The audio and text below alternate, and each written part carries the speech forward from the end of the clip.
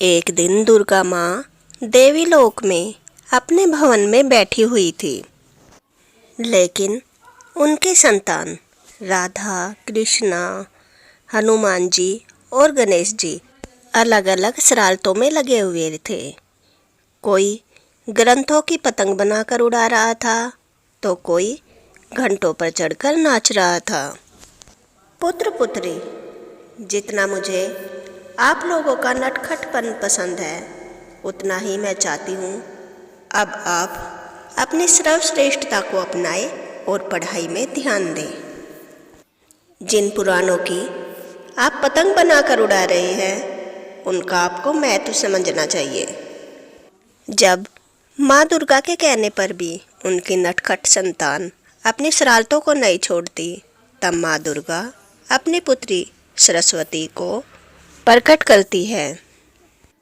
पुत्री सरस्वती, आपको ज्ञान की देवी होने के कारण मैं आज आपको ये जिम्मेदारी सौंपती हूँ कि आप मेरी इन नटखट संतानों को ज्ञान दें। जैसा आपका आदेश माते। मेरे प्यारे बच्चों, आज मैं आपको एक अनोखे तरीके से पढ़ाई करवाऊंगी। सबसे पहले सरस्वती माँ कृष्णा को बुलाती है और मक्खन के बहुत सारे मटके प्रकट करती है। अच्छा कृष्णा, बताओ, अगर आपके पास एक मक्खन का मटका है और मैं आपको एक और मटका दे दूं, तो आपके पास कितने मक्खन के मटके होंगे? मटकों का तो नहीं पता, लेकिन हाँ, मेरे पास इतना मक्खन होगा कि मैं उसे सारी जिंदगी खा सकता हूँ। नहीं कृष्णा, 2 मटके मक्खन इतना नहीं होता कि तुम्हें सारी जिंदगी मक्खन की ज़रूरत ना पड़े, इसलिए तुम्हें गणित सीखने की ज़रूरत है। अब माँ सरस्वती कृष्णा को गणित के सवाल देती है और कहती है, कृष्णा, जितने तुम्हारे गणित के सवाल सही होंगे, तुम्हें उतने ही मटके मक्खन मिलेगा। अब माँ सरस्वती एक बगीचा उत्पन्न करती है और राधा को बुलाती है। राधा, अब तुम उस फूल के पास जाओ, वह फूल तुम्हें एक वेद का श्लोक बताएगा, और जब तुम जाकर दूसरे फूल को वह वेद का श्लोक बताओगे, तो वह दूसरा फूल खिल जाएगा। अब तुम तीसरे फूल के पास जाओगी और उसे श्लोक सुनाओगी, तो तीसरा फूल खिल जाएगा। इसी तरह से पूरा बगीचा फूलों से भर जाएगा। राधा इससे बहुत खुश होती है और बहुत ही जल्दी राधा को सारे वेदों का ज्ञान हो जाता है। अब सरस्वती माँ गणेश जी को बुलाती है। गणेशा, मैं तुम्हें पहेलियाँ दे रही हूँ, जितनी भी तुम पहेली सुलझाओगे उतने ही तुम्हें मोदक मिलेंगे।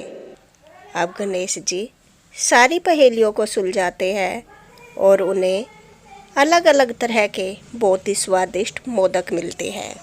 अब सरस्वती माता हनुमान जी को बुलाती है। हनुमान, तुम्हें ये सारे पहाड़ पार करने हैं, लेकिन हाँ, उसके लिए तुम्हें मंत्रों का उच्चारण करना होगा।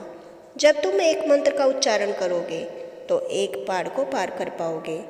ऐसे ही दूसरे मंत्र का उच्चारण करोगे, दूसरा पहाड़ पार कर पाओगे। इसी तरह से हनुमान जी सारे मंत्रों में दक्ष हो गए और सारे पहाड़ों को उन्होंने पार कर लिया।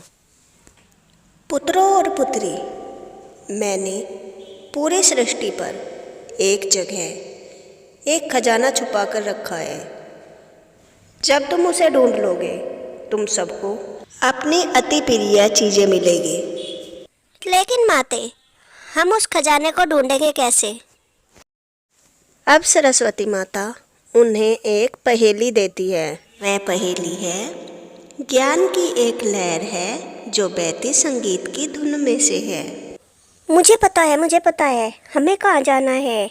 हमें गांधर्व देश जाना चाहिए, क्योंकि वहाँ पर पूरा दिन संगीत की लहर चलती है। तब वे सब गांधर्व देश जाते हैं। उन्हें वहाँ पर एक सितार मिलती है। तब राधा श्री कृष्ण से कहती है, कहना, तुम जैसे अपनी मुरली बजाते हो, वैसे ही सितार को बजाओ ना। क्या पता हमें कोई अगली पहेली मिल जाए। हाँ हाँ, ठीक है, मैं बजाता हूँ। और श्री कृष्ण उस सितार को बजाने लगते हैं। और जैसे ही कृष्णा सितार बजाते हैं, वहाँ बहुत सारे ग्रंथ उत्पन्न हो जाते हैं। अब सरस्वती माता उन सब से कहती है, इन सब ग्रंथों में से किसी एक ग्रंथ में तुम्हारी अगली पहेली है। लेकिन माते, हम इतने सारे ग्रंथों में से कैसे ढूंढेंगे उस पहेली को? उसके लिए तो तुम सबको इन्हें पढ़ना होगा, तभी तुम्हें तुम्हारी अगली पहेली मिल पाएगी। अच्छा, और फिर वे सारे उन ग्रंथों को पढ़ने में लग जाते हैं और इस बहाने से सरस्वती माता उन सब से वे सारे ग्रंथ पढ़वा देती है। अब उन्हें एक ग्रंथ में से अगली पहेली मिलती है। वह ज्ञान की धुन प्रकृति की गोद में बहती है। मुझे पता है, सरस्वती माता ने मुझे एक बगीचे में बहुत सारे पौधे दिखाए थे। उनमें ऐसे फूल हैं जो ज्ञान की बातें करते हैं। जरूर हमें वह पहेली वहीं पर मिलेगी। और फिर राधा, कृष्णा, हनुमान जी और गणेश जी भागे भागे उस बगीचे में जाते हैं। अब एक फूल उन्हें वेदों के श्लोक सुनाता है। अब उन्हें वे याद कर कर दूसरे फूल को वह श्लोक सुनाते हैं। इसी तरह से पूरा बगीचा फूलों से खिल जाता है। अब आखिरी फूल उन्हें अगली पहेली बताता है। उस ज्ञान की धारा के भोजन की तरह अलग अलग स्वाद है। अब गणेश जी कहते हैं, मुझे पता है, हमें दिव्य भोगशाला में जाना चाहिए। जब वे चारों वहाँ पहुँचते हैं, सरस्वती माँ पहले से ही उनका इंतजार कर रही थी। अब उन सबके सामने खाने की अलग अलग वस्तुएं रखी हुई थी और एक खाना बनाने की विधि की किताब रखी हुई थी।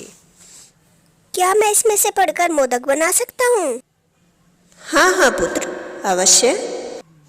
अब वे सब मिलकर मोदक बनाने लगते हैं, लेकिन वे मोदक बेस्वाद बनते हैं। माते, ऐसा क्यों हुआ? ये मोदक इतने बेस्वाद क्यों है? क्योंकि तुमने सामग्री के ऊपर ध्यान ही नहीं दिया। कौन सी सामग्री कितनी मात्रा में डालनी है। अब वे खाना बनाने की किताब में देखते हैं। उस किताब में गणित के रूप में खाना बनाने की सामग्री की मात्रा लिखी हुई थी। अब तुम सबको इन गणित के सवालों के उत्तर निकालने होंगे, तभी तुम्हें सामग्री की मात्रा का पता चलेगा। अब वे सब गणित के सवालों का उत्तर निकालते हैं। उसके बाद उनके मोदक बहुत ही स्वादिष्ट बनते हैं। अब उनमें से एक मोदक बोलता है, उस ज्ञान की धारा की एक झलक से ही पूरी दुनिया पवित्र हो जाती है। इतना ज़्यादा दिव्य क्या हो सकता है? तभी उन्हें आसमान में एक सफ़ेद तारा दिखाई देता है। हाँ, मुझे पता है, सफ़ेद रंग सबसे ज़्यादा पवित्र होता है। तुम सब मेरी पीठ पर बैठ जाओ, मैं तुम्हें उस तारे के पास ले चलता हूँ। और हनुमान जी एक विशाल आकार लेकर उन सबको अपनी पीठ पर बिठाकर उस तारे की ओर ले चलते हैं। और उस तारे की तरफ पहुँचते हुए वे सरस्वती लोक पहुँच जाते हैं। वहाँ पर माँ सरस्वती पहले से ही विद्यमान थी। माते, मुझे उस पहेली का उत्तर पता चल गया। उस पहेली का उत्तर है आप। आप ही वह ज्ञान की धारा है जो संगीत की सुरताल में से बहती है। आप ही वह मूल प्रकृति है जिसके ज्ञान के आधार पर पूरी सृष्टि का निर्माण हुआ है। आपके ज्ञान के भोजन की तरह अनगिनत स्वाद है और आपकी एक झलक से पूरी प्रकृति पवित्र और शुद्ध हो जाती है। हाँ पुत्री और पुत्रों, तुम सब ये चुनौती जीत चुके हो। अब आपके इनाम का समय आ चुका है। और माँ सरस्वती उन सब की पसंदीदा चीज़ें प्रकट कर देती है और उन सब को देती है। और वे सब बहुत खुश हो जाते हैं। अब उनका पढ़ाई में बहुत ध्यान लगने लगता है। माँ दुर्गा भी यह देखकर बहुत खुश हो जाती है। अगर आपको यह कहानी पसंद आई हो तो वीडियो को लाइक करें और मेरे चैनल को सब्सक्राइब करें। Thanks for watching. Radhe Radhe.